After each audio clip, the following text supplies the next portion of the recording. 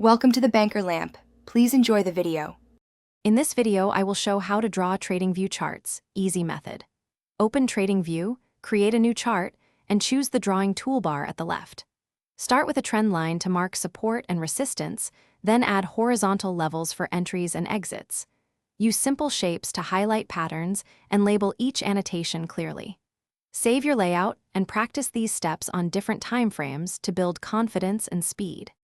Open the drawing toolbar and focus on three essential tools: trend lines, horizontal lines, and annotations. Draw trend lines from one swing low to the next swing low in an uptrend, and vice versa for downtrends.